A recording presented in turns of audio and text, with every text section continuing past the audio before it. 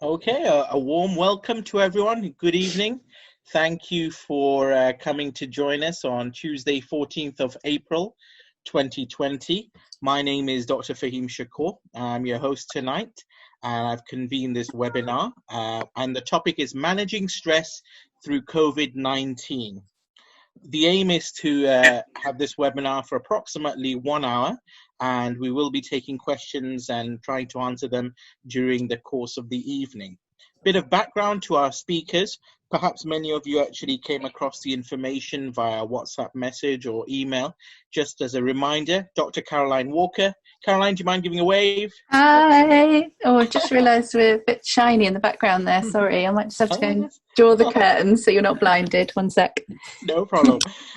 Caroline is an NHS psychiatrist, a doctor's wellbeing specialist, and founder of The Joyful Doctor. Please do check out her website. It's very informative, lots of clips.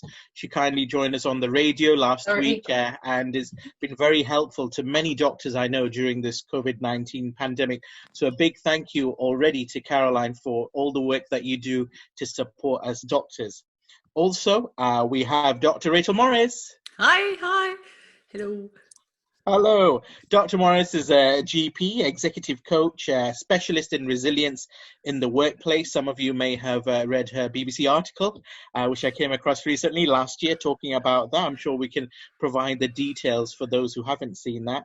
Creator of the Shapes Toolkit program and host of You Are Not a Frog podcast. It's a really popular podcast. I've listened to it and I thoroughly recommend it. She's also part of Redwell as well, director of leadership courses.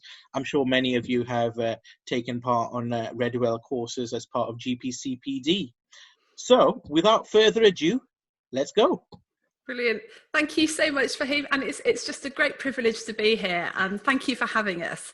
So today we're talking about managing stress through COVID-19. And just a little bit of a background. So Caroline and I sort of got together and started talking about what we could do to support doctors. Just I think as COVID-19 started, thinking actually how can we combine our various resources and various different takes on things. So some of you may have seen the first sort of video podcast we did around managing stress and anxiety. We've done one around grief and loss.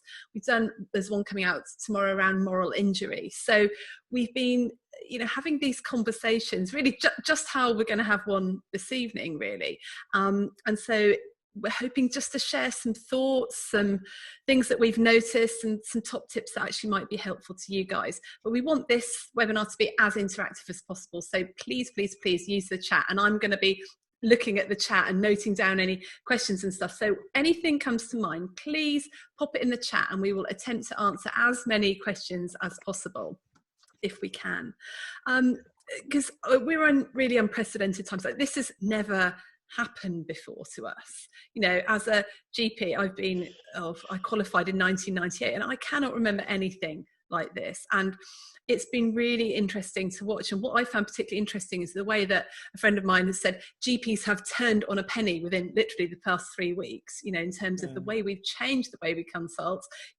People have gone from no video consulting to almost complete video consulting in about a week. And I think it's really impressive what we've done, but also it's really, really stressful. And I've noticed that I think it's different for all of us. And I'd be quite interested to know where you guys are in the journey, because having talked to lots of GPs around the country, there are some GPs that are right in the thick of it and are busier than they have ever been before.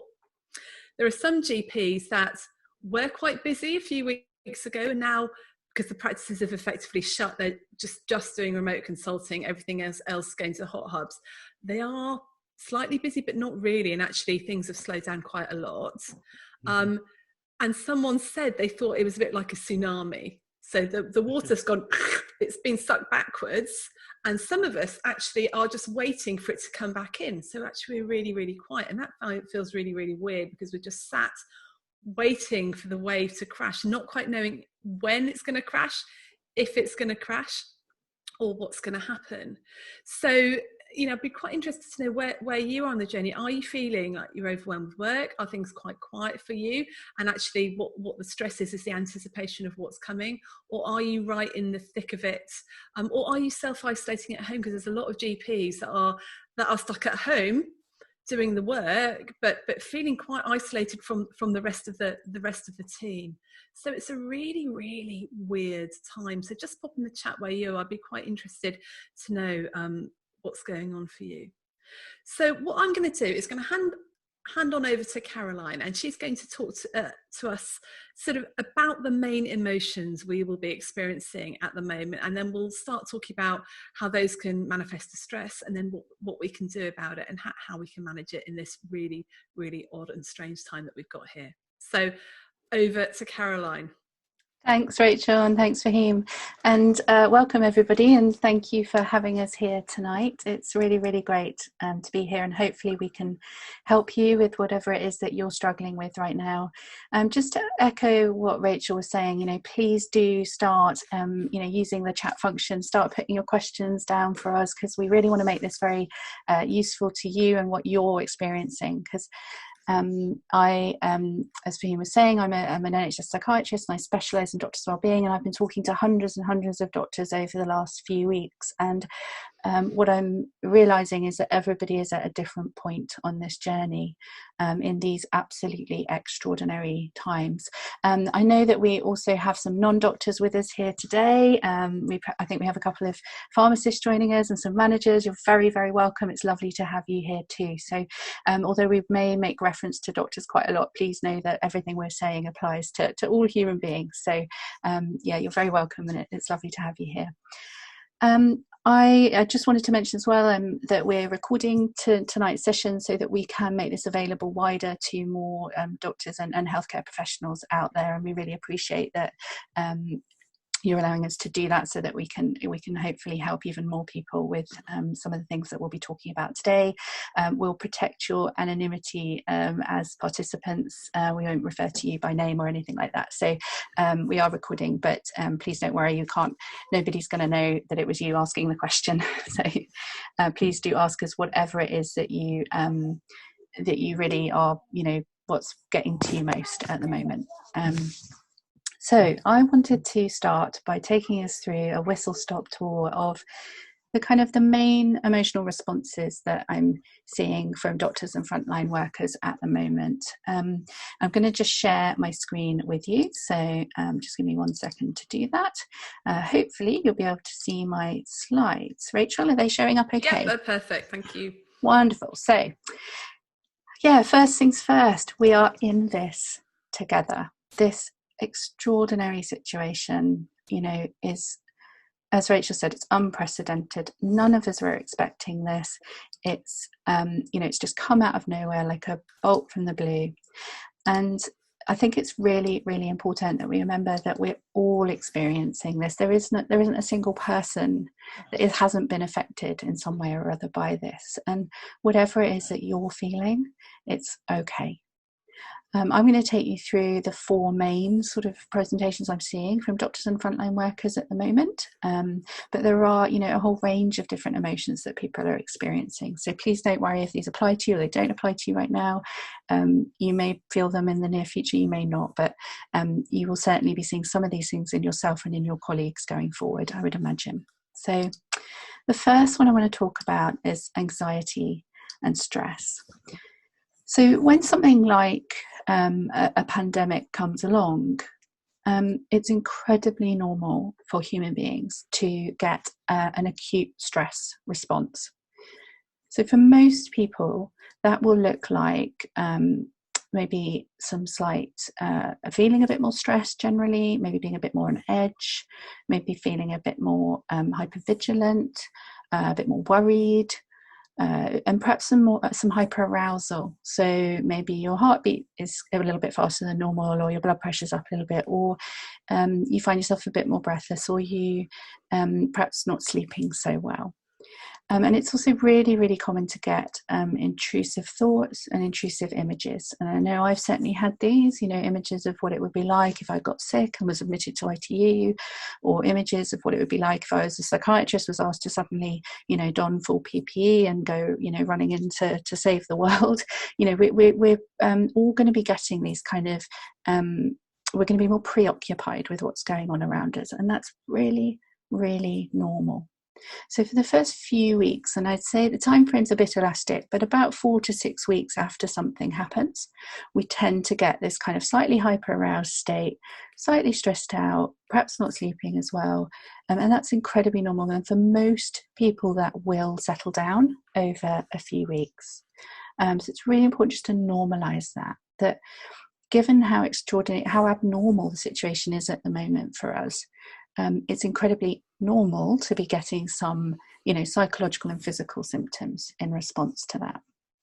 So what can you do if you're feeling like a bit more anxious or a bit more stressed at the moment? Well, I think the number one things that can be helpful are things that really ground you in the present moment. Because often when we're anxious and we're stressed, our brains kind of flip forward to the future, or they go back to the past. So they worry about things that have happened, or they worry about what if this happens, what if that happens, how will I cope?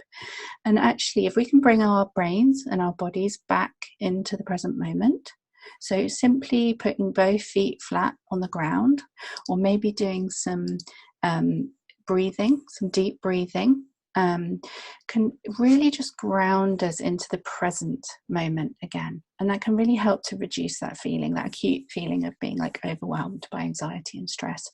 If you haven't come across square breathing or box breathing, it's a fantastic technique. It's a really simple technique you can use to just get yourself kind of a little bit less aroused. So if you imagine like the screen we have in front of us now is a box, and what you want to do is you want to breathe in to a count of 4, hold for a count of 4, breathe out for a count of 4, and then hold for a count of 4. So it's a really simple technique that you can do anywhere, anytime. Nobody has to know you're even doing it. But if you do that, it's just going to bring down that arousal level. So you'll be able to think a little bit more clearly and more focused. I'd also think about what can you do and what do you know?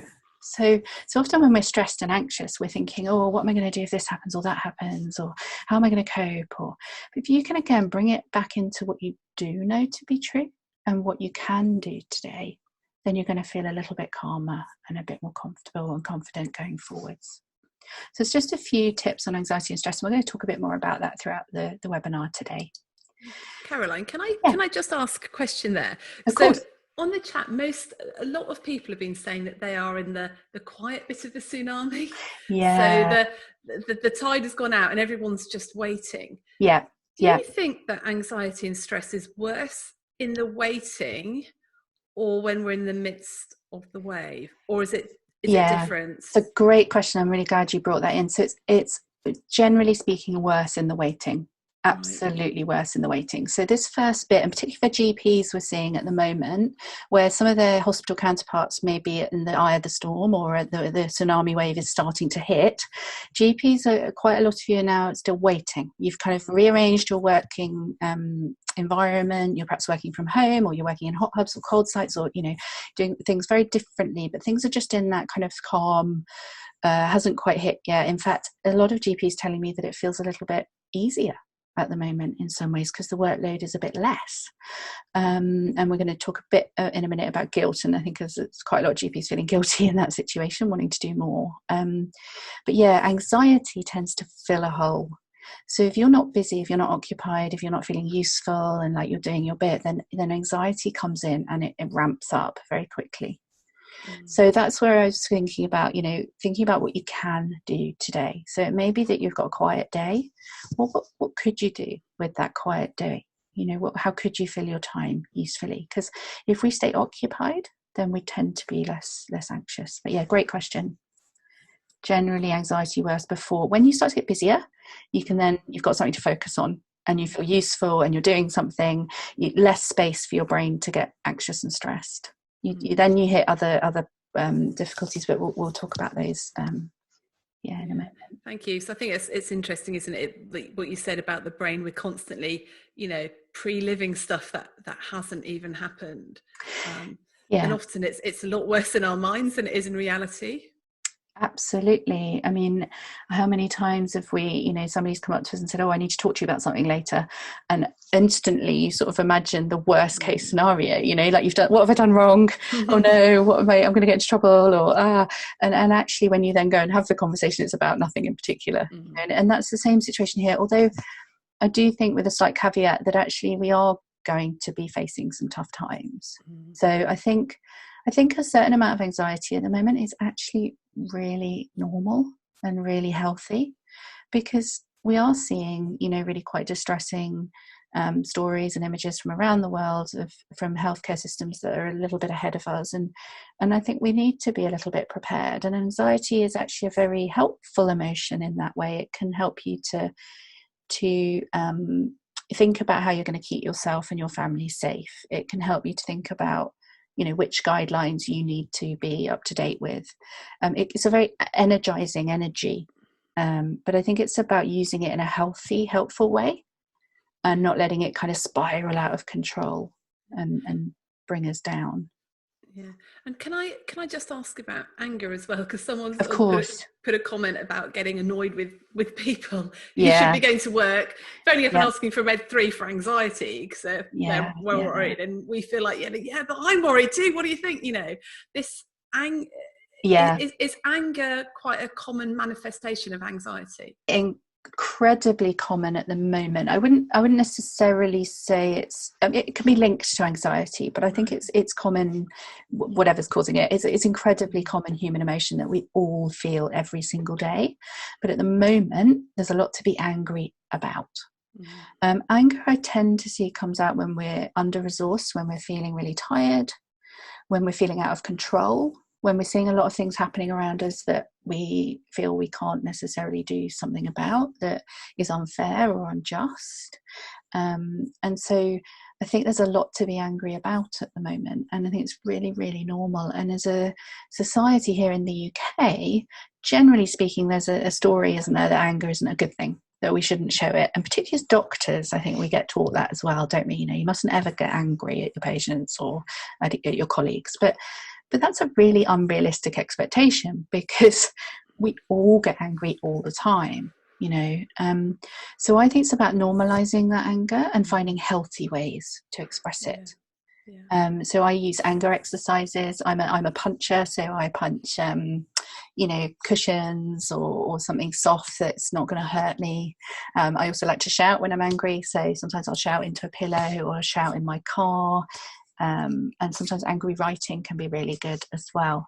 So when someone fires a message at you or an email and your blood starts boiling, maybe writing a response, but what we would call a no send response. So you write it in the very angry words and you get that anger out, but you don't send it. So doing it in a Word document rather than in your email account, that kind of thing can be really helpful. Thank you. No, I'm really glad you asked about anger, because it's not one of the slides, but it is one of the most common symptoms that I'm seeing at the moment in doctors. So really, really normal. I wanted to go and speak a bit about guilt. So guilt is by far and away the commonest emotion that I'm picking up from doctors at the moment, for lots and lots of different reasons. So just thinking about GPs for a moment, I'm seeing a lot of GPs who are either on, say, maternity leave or sick leave, or for some reason not working and feeling incredibly guilty about that. I'm then seeing GPs who are working, but as we say, are at that kind of calm before the storm, and they're feeling very guilty that, they can see their colleagues in the hospitals really struggling and they want to be doing more, and they feel bad that there's not as much going on right now for them.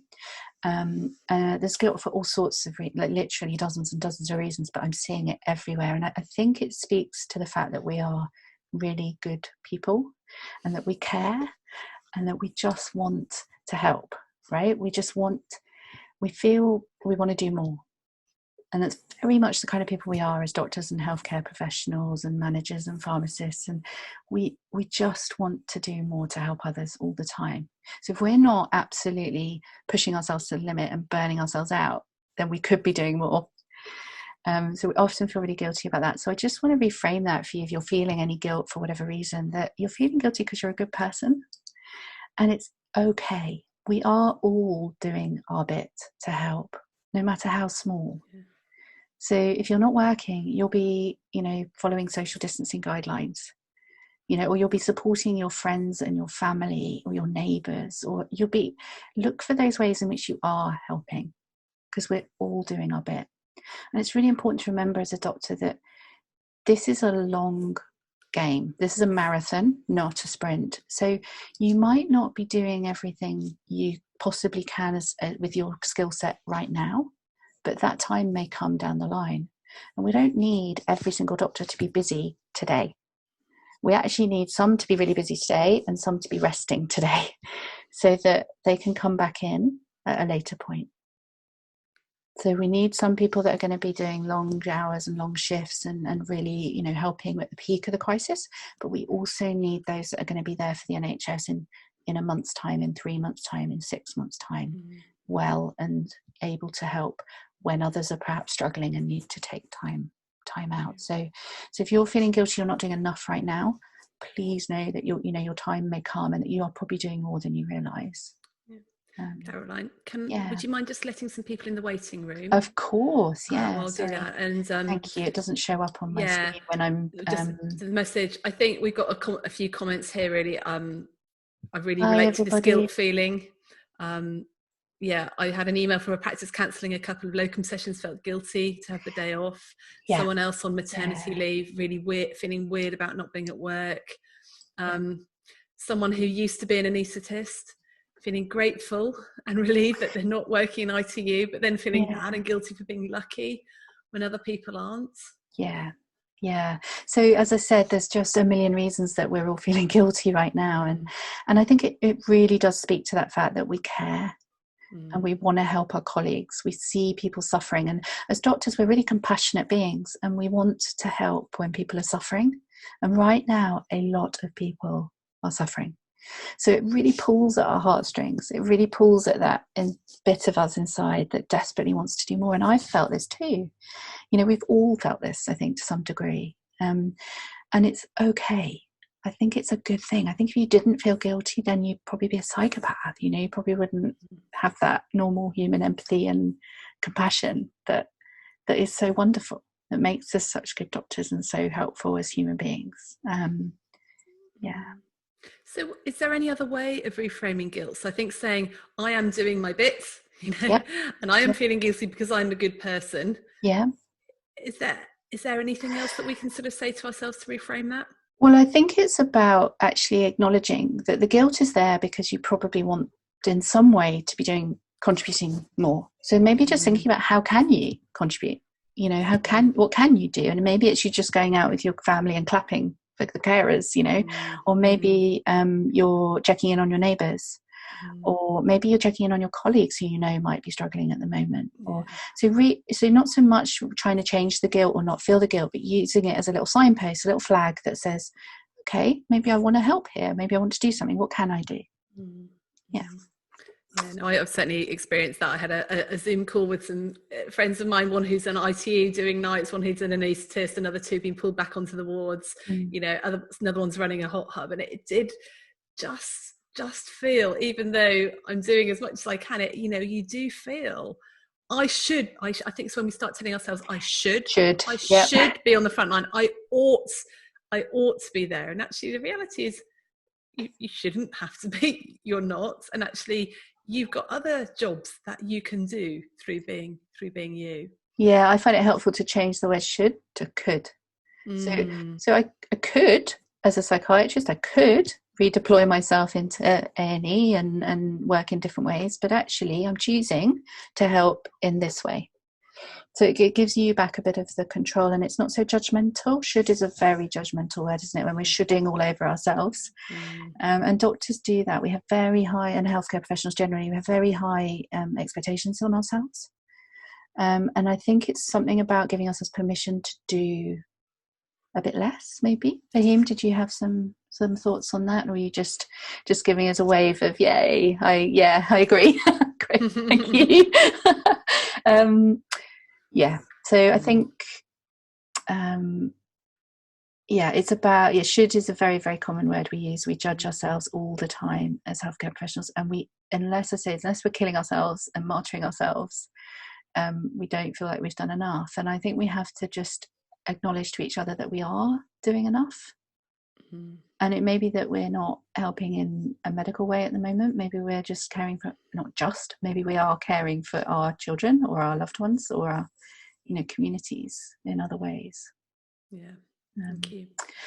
So another thing we're starting to see a fair amount of is trauma and trauma responses. And this is because essentially what's happening right now with COVID-19 is it is a type of trauma on a massive scale, that we're all being exposed to this threat to our lives, quite literally a physical threat to our lives, but also a threat to our roles and our integrity and our sense of safety and security in the world. So as I said at the beginning, it's really, really normal to be experiencing a kind of initial trauma response, and most human beings will experience that. So a bit of hypervigilance, a bit of hyperarousal, not sleeping, getting lots of intrusive thoughts, being quite preoccupied and a bit on edge. And that will, for most of us, settle down over the first sort of few months, the first couple of months. And we know this from working with people after major disasters like earthquakes or hurricanes, or even after things like terrorist attacks, that most people will have an initial response where they feel a bit unsettled and a bit uncomfortable, but that for the majority will settle over the first month or two. With an evolving trauma like a pandemic, where it's not just it happens on day one like an earthquake, it's actually happening over time, then that time frame is a bit elastic. So I would say for the next 2 to 3 months, just please be reassured that if you're struggling a bit with any of those symptoms, then it's okay, that you're not alone, that a lot of people will be feeling that.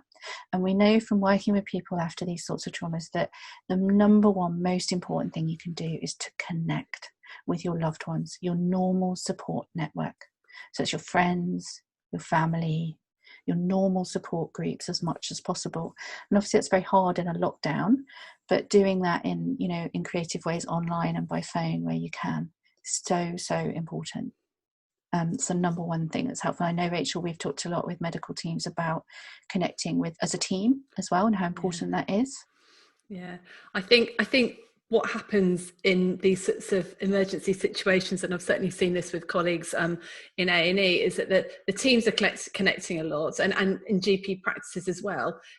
Frenzied activity around how are we going to run the hot hub, how are we going to run this, how are we going to run that, and they're forgetting to connect around how are you? Yeah. How are we all doing? So one of my big sticks is to make sure the team is connecting around wellbeing and just supporting each other, not just around the processes and the logistics and things like that. It's not enough. And I think often teams actually need to almost put in a specific 5-minute meeting to do that, or even have a separate, I know a colleague who works in A&E, they actually now have a separate wellbeing WhatsApp group for their consultants. It's not just the logistical one. They have that as well, but they have another one of just how you're doing.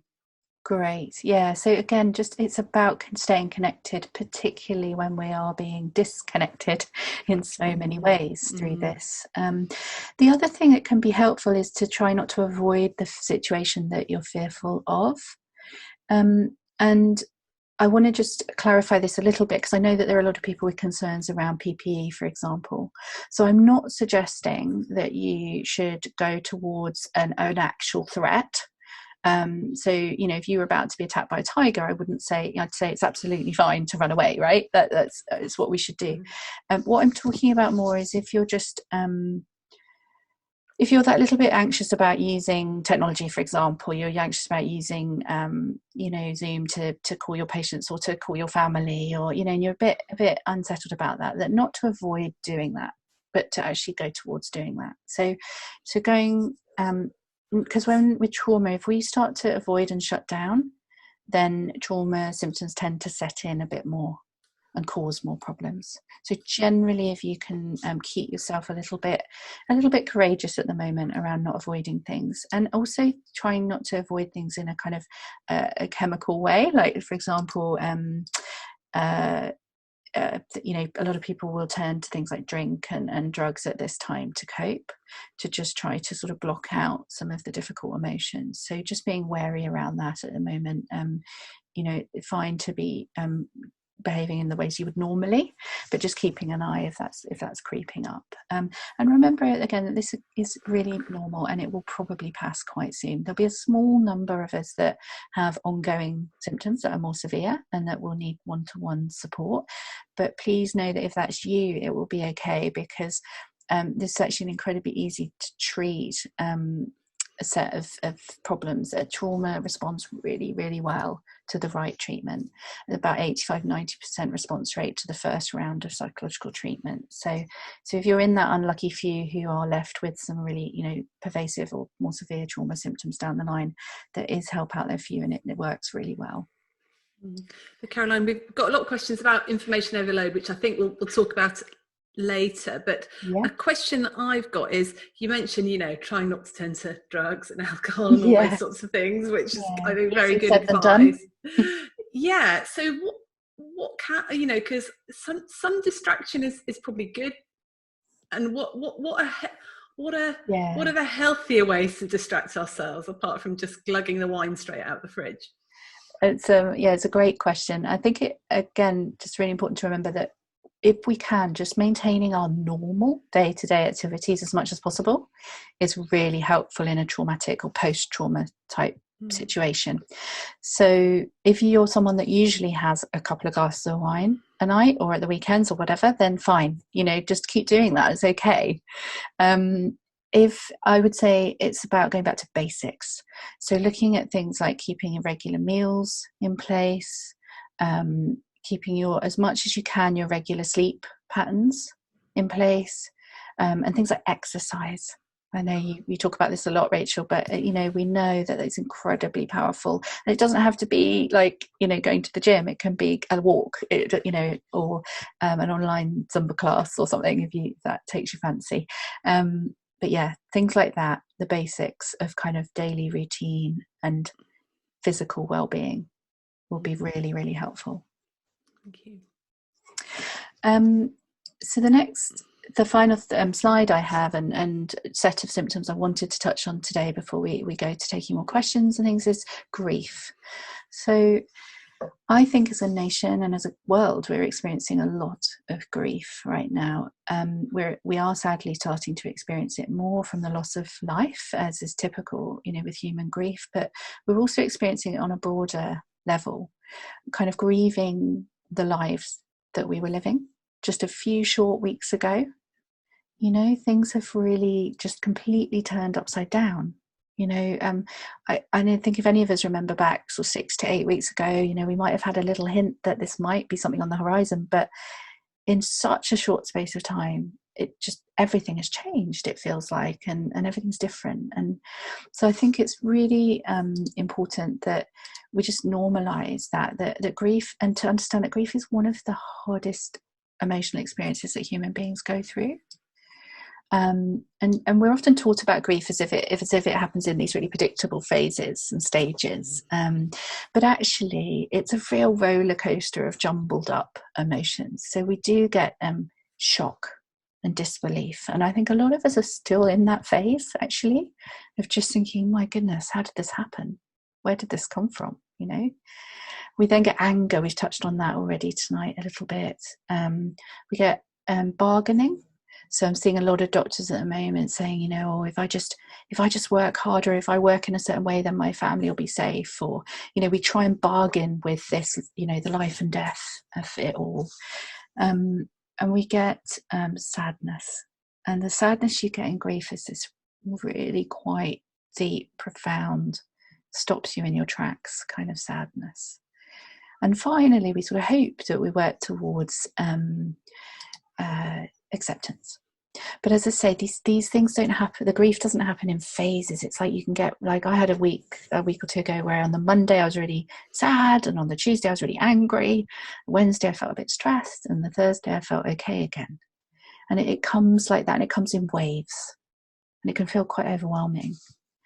So what I would suggest with grief is there's no magic wand that's going to take grief away for us as humans. We have to feel it and go with the feelings as much as we can.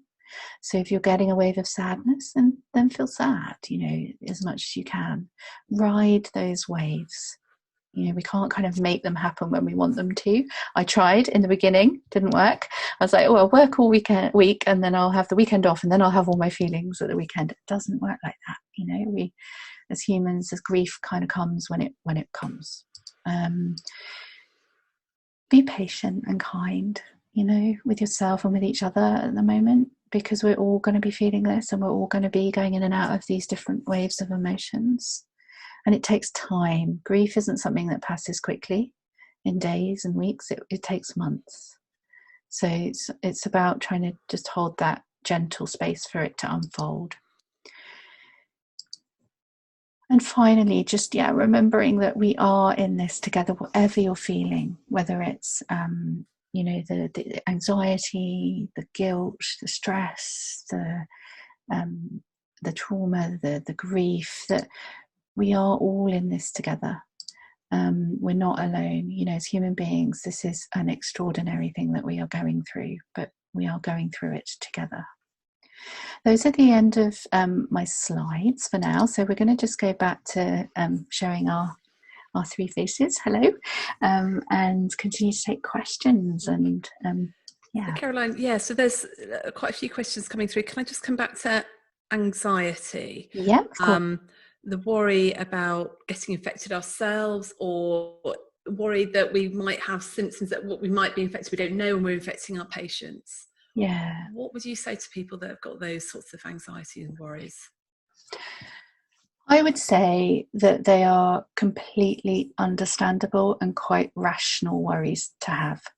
So they are not, you know, there is a virus out there that we are potentially going to be exposed to. And I think it's important that we don't diminish anxiety and say, oh, we're just getting anxious, because actually when there is a threat, it's normal to feel anxious, and we should feel anxious. It's what keeps us safe. So I would say, you know, normalize that for yourself, that it's right to feel a bit anxious right now. I think it would be a bit weird if we didn't, you know. Yeah. And then think about, you know, is it the kind of anxiety that you can do something about? So is it like something where you can go, okay, well, I'm worried that I don't have access to PPE. Well, maybe it's about saying, looking at how you can get access to PPE. Or maybe it's about saying to yourself, okay, well, what am I going to do when faced with a patient? So you kind of plan ahead a little bit and go, okay, what choice will I make? If I am in front of a patient that needs treating and I don't have adequate PPE, what choice will I make? And bringing that control back into your court, because there are things in this situation that we can control and there are things that we can't. I know this is something you talk about quite often, Rachel. I don't know if you wanted to add in on that. Yeah, I think it's interesting with that PPE thing. I think and it's really useful to think about how would I plan to do that, because actually the reality is nobody is expecting you to see a patient without PPE, and the guidelines are quite clear about that. And so that is in your control, about saying no. Now that you might not like that, you might, you know, and actually that goes against everything as a doctor, doesn't it? You know, there's a patient, we want to visit them, we want to treat them, but that is why we have hot hugs and we have hospitals. And, you know, if you do not have the protection, it's in your control whether you agree to do that or not. I think this control thing is a massive thing. That the next question was about, what if I'm infecting someone else? You know, and I've got the, you know, it is completely out of your control whether you have the virus or not. Okay, if you have it and you don't know about it, that is not something you are in the control of. And now, if you start to have symptoms, well, then 100% you then have the choice, and you have the moral responsibility and obligation to stay at home and isolate and not infect other people. But if you don't know about it, then that's something that's not under your control. And for things that aren't under our control, we have to actually accept them, because there's nothing we can do to change them. We can get very stressed about it, but that won't achieve anything at all. And in fact, it will just make the situation worse. So actually accepting what's out of your control and saying, actually, in this situation, I have to accept that I might infect people if I don't know I've got the virus. Unfortunately, that is the way, that is the thing about this virus, isn't it? That you can infect people without knowing it. But there's nothing you can do about that. as soon as you have symptoms, or if you know you've been in contact, then you can do something about it, and you know what you need to do about it.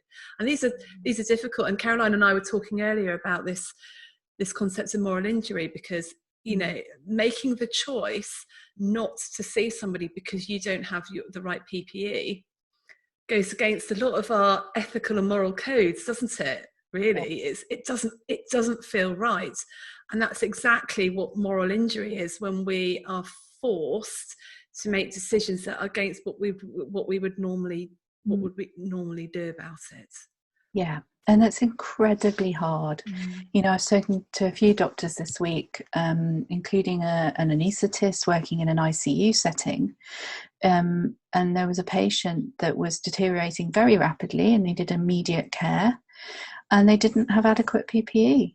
And he said he had to say, no, I'm not going to step towards that patient and help that patient, because you have, if you think it through for a minute, the moment you do that, you go and you expose yourself to the virus, you then potentially have to withdraw yourself for 7 to 14 days, because you've had known exposure to a known patient and then how can you help the next patient and the next patient and the next patient and so on? And actually what happened in that situation was they said, no, I'm not going to do this without adequate PPE, and adequate PPE appeared. So I think sometimes we have to be really, really courageous at holding this line for ourselves. And it's so hard because it goes, like you said, Rachel, it goes against our very core as healing professionals, that we want to do no harm and we want to help and relieve suffering.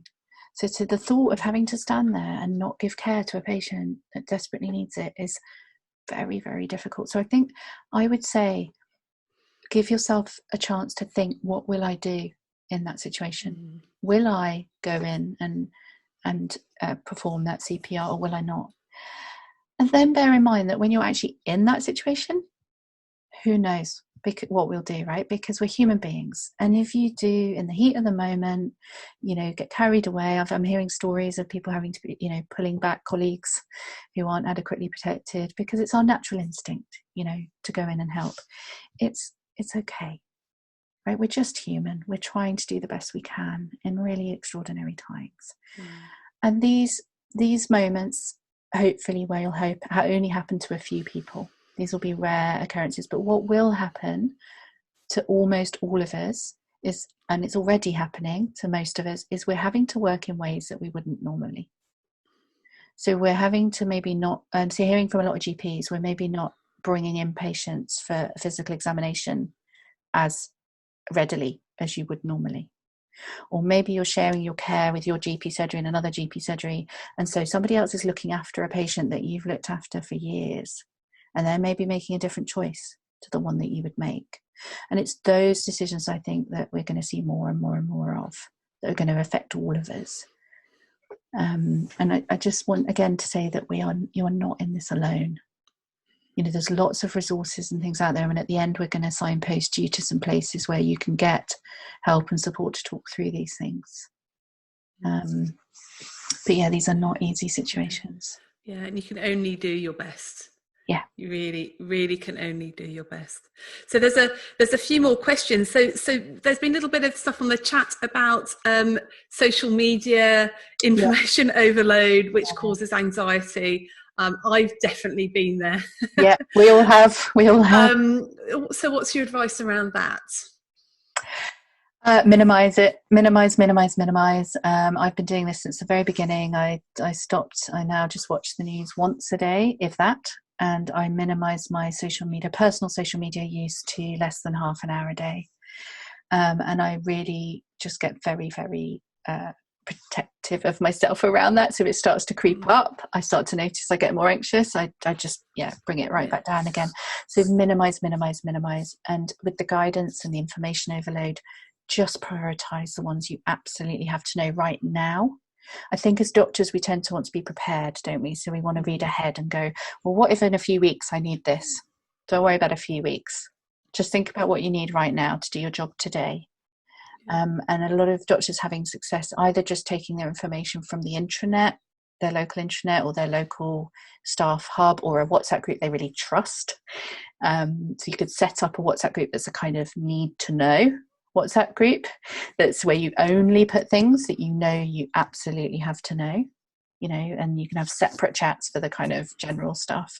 It's about getting that control back and realizing it's you that chooses when you interact with the news and the social media flow. But yeah, minimize it, because we know the more you do of it, the more it winds up that feeling of stress and agitation. Yeah, I think there are a few other ways you can manage your email as well. So a colleague of mine, she has a COVID email folder. So anything comes in about COVID, she just puts it in the folder. And then if she needs to read guidance, she just goes back and searches it from there. I think, you know, as GPs, there are some really, I think the RCGP have got a COVID hub, haven't they? Yeah. Red Whale have got some really good COVID resources. Yeah. And the BMJ have got, you know, so if you sort of pick your 3 main places where you're going to go to stuff, you know that they're going to update them regularly. Yeah. And then everything else, you know, if you see it, that's great. If you don't, I think I would say batch emails as well. So just don't spend all day looking at your emails. Maybe look at your emails twice a day. Give yourself 15, 20 minutes twice a day where you just go through everything, stick stuff in folder if you need to, just glance at it, flag up anything that's important that you need to, and then give yourself a break. I gave up filing emails years ago. I now just put the search function on for anything that I need to and flag anything that's important. So I have about 2,000-3,000 unread emails at any one time in my email account, because I think it's about adjusting our expectations of what we can do.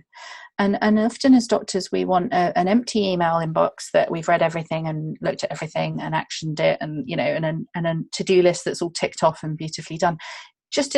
It isn't realistic in normal life, let alone in the middle of a global pandemic. So I think we have to give ourselves permission to work in very different ways right now, and to just prioritize what needs to be done. And what needs to be done is actually relatively little compared to what we think needs to be done. Yeah. And I think, you know, you can be strategic about it. If it's really worrying you that you're not up to date, set aside half an hour once a week where you go and you make sure you've read the latest guidance, put it in your diary so you know you're going to do it. Then anything that comes in for the rest of it, you think, no, I've got that time on Friday morning when I'm going to do that. So you've done it. So, you know, and again, turn off your email alerts, turn off your WhatsApp alerts, turn off there's something on Facebook you can put when it will actually alert you when you spent 10 minutes that day on Facebook. So if you're interested in this, I've literally just recorded an episode with Catherine Hickman of the podcast, which is coming out next Tuesday. So a week today, all about managing social media. So we have a very long discussion about this. You'll be able to watch that on YouTube and listen to it. So, you know, I think, and one thing I would say is, do not look at it before bed, because that just will cause anxiety. And we have had a question submitted before the webinar about sleeping and how do I manage my sleep around this. One brilliant way to sleep better is to keep your phone out of your bedroom, because we all know that blue light affects your melatonin anyway. But it's not just that. If you have it next to your bed, and I forgot to put my phone downstairs the other night, but I was on it looking at my diary and scrolling through and checking things. I couldn't sleep for hours after that. It's the last thing you look at night and the first thing you look at in the morning. It's not good. So just stop yourself. Just charge your phone downstairs. It's the best thing you can do for sleep.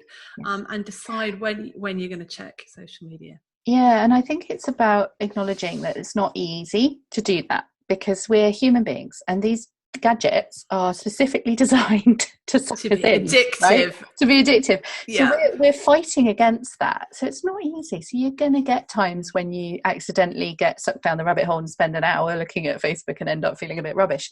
That's normal. We all do it. It's okay. But it's about just noticing that and going, oh, okay, maybe I'll do it differently tomorrow. Yeah. So thank you. So that's useful to talk about there. Are there any other questions? There was another one. Fahim, is there anything that you wanted to ask, having listened to all of that and knowing the sort of your colleagues who are watching the webinar? Oh, can't hear. Oh, sorry, I'll unmute him. Sorry. That's okay. No, I think that's been really engrossing. I've been making a few notes as we go along, so I think that might be good just to actually go through that. There's a wide range of skill mixes as well who's there. What I really found useful, so obviously anxiety is normal. I think we have to actually say this over and over again. We cannot decrease the anxiety to zero. And I think as we're predominantly doctors on here, we often like to try and put a bar of perfection on ourselves and think that if I come to this webinar, if I do this, I can make it zero. It won't be zero. So I really got absolutely that. It's a normal response to an abnormal situation. And also the occupying yourself leads to less anxiety. It's actually what you would expect, but I think it just needed verbalizing. So making sure you're filling up your days with activities and so on. So I guess it's like the saying, an idle mind is a devil's workshop. I guess just a word of caution on that, though, to calibrate that a little, is that as doctors we often get a bit too busy. So we're very, very capable, and we're very, very driven and motivated, and we get over busy, and we kind of, and so it's not about kind of filling every single minute of every day and being overloaded. It's about just having enough going on that you're not letting massive gaps open up where your brain just fills with anxious, worrying thoughts. So busy but not too busy. It's that fine line, and it's we all get that wrong. We've got there's one question down here actually that would be nice to address, actually, about figuring out how not to take out negative emotions on your partner and kids. Obviously very, very common. Ratty, irritable, and feeling like a really bad parent and partner. Now I know I'm really, I came down this morning, someone left the broom in the middle of the kitchen. I was like, why has someone left the broom? And then I got the response was, well, you're going to put it away. And before you knew it, literally that was how we started the day. It's like, anyone else feel like that? Raise our hands. Yes, everybody. It's so common. And I was more ratty with my partner, and it's really, really normal. Again, we're all going through this. We're all just human beings, and we've been put under extraordinary pressure right now, with lots of things changing, very unsettled, big mixes of emotions, and our filters for what we would normally be able to contain within us are down a little bit, and they're a bit more leaky, so we tend to get a bit, our anger tends to come out sideways a little bit. What I would say around the irritability and the anger is, if you're finding like you're that pressure cooker where the lid just keeps popping off at random, is try and find ways to let out some of that pressure on a regular basis. So like we touched on earlier with the anger, maybe you punch a pillow, or maybe you go out for a run, maybe you do an angry letter that you don't send, maybe you shout into a pillow or something, but you're letting out some of that pressure deliberately in healthy ways that isn't going to hurt you and isn't going to hurt other people. You'll then find that your pressure cooker is just that little bit less high pressure, and the lid won't pop off quite so regularly. So acknowledge it as a normal thing that we're all going through. You're not a bad person. Okay, we've all got to give ourselves a bit of slack at the moment, I think, because it's tough. There's that really interesting concept, and I can't remember where I read about it, that when we behave badly in stress, we say, it's because I'm stressed, and that's why I behave badly. And then when someone else behaves badly, it's because they meant to be awful and difficult. And it's just remembering to make allowances for other people and sort of breaking that spiral. So for me, I was steaming after this broom incident. I was like, right, couldn't they just have been kind? And I went into the bedroom and thought, right, hang on, I talk about making allowances all the time. Popped my head and said, do you want a cup of tea? Got a big baby smile and went, oh yeah, please. And then that just completely stops it in its tracks. And sometimes we just need to remember to let it go. Just let that snarky comment go and ignore it. Because that's what we'd want them to do for us. If you can break that cycle of and just do something kind, kindness breeds kindness, doesn't it? Just like irritability breeds irritability. I don't know. Absolutely. I wonder if we've just got a few minutes left, whether it's worth running through some of the support options that are out there for doctors and other NHS workers and frontline staff at the moment, because we aren't in this together, and one webinar is not going to get you through the whole of the COVID pandemic. Let's be honest about that. So, but there is lots being done. There are literally thousands of people that have got together to provide you with support through the next few months and years. So the main things I want to draw your attention to are the Practitioner Health website. If you Google Practitioner Health, it's practitionerhealth.nhs.uk, I think. There's a COVID Wellbeing resource page on there, and that is being updated all the time, and it's got the links to the 24-hour text support line, the telephone line you can call between 7 a.m. and 11 p.m. any day for any NHS frontline worker. Any worker working in the NHS or around the NHS can access that support. Just like you had a bad day, you just need to talk stuff through by text or phone. Those are there. There's loads of free apps. There's loads of great videos. Our Rachel and I, our podcasts are on there. There's all sorts of resources on there. So, and that's always being updated. So the Practitioner Health website is a good place to go to if you're struggling. It will signpost you to the right place. I'm just going to read out the telephone number and the text number for you as well. So 7 a.m. to 11 p.m. Monday to Sunday. That's every day, 7 till 11. You can call 0300 131 7000. 0300 131 7000. Just talk about whatever it is you need to talk about. 24 hours a day, 7 days a week. You can text the word frontline to 85258. So text frontline, the word frontline, to 85258. And I've spoken to some doctors who've used that service already, and so it's fantastic. So please do. Oh, thank you for typing that into the chat. It's in the chat box there for you. Twice. Brilliant. And there's also access to more like one-to-one support if you need it. You'll get signposted to that from either of those two services. The other thing I want to just flag up is doctors' common rooms, which are being run every day at 11 a.m. and 6 p.m. by NHS Practitioner Health. You can get the links on their website, or if you follow them on social media anywhere. And that is a drop-in for any doctors. If you're a non-doctor, don't worry, you're not going to get ID'd at the door. Drop in as well. And that's a place where you can just share and talk and hear what other people are going through, because I think it's really, really important that we remember that we're not in this alone. That we're all experiencing this together.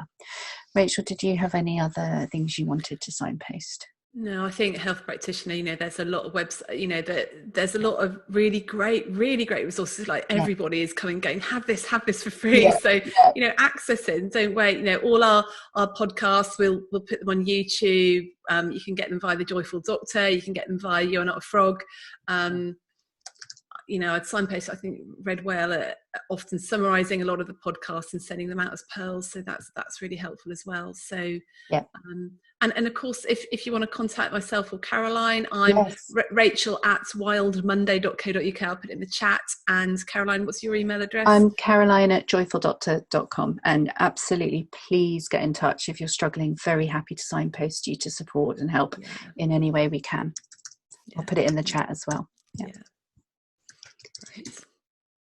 Fahim, is that a good place to sort of draw things together for this evening? Yes.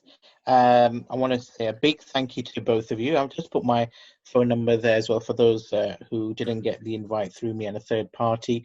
It's been great having both of you as experts in this field now, doing this voluntarily during this pandemic. I really want to say that. And as it is 8 o'clock, you do get a clap, both of you. Oh. Thank you. So I thought of that myself. Rachel and Caroline clap on Tuesdays at 8 p.m. Just clap for Caroline.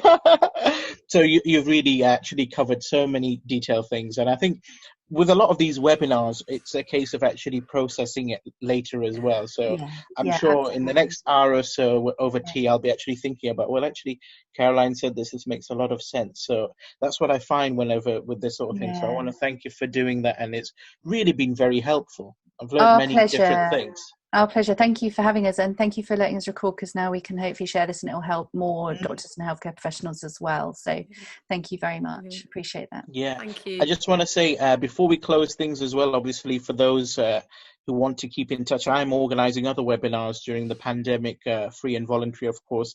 Please do contact me. I've left my phone number on the chat box. I've really been enthralled again with everything that you're both doing, and I would really thoroughly recommend both your websites. I've been to that, and it's been very helpful to me. There's so much more we could talk about, but I think it's good to wrap up at about an hour, because our concentration does get a bit frazzled, and it is a weeknight. So many thanks again. You've both been just wonderful company. Lovely. Oh, Thank you. bless you. Good Thank to see you. everyone. Bye then. Bye. Bye to everyone. Bye. Thank you so much to the audience as well. Yeah, thank you. Bye. Bye for now.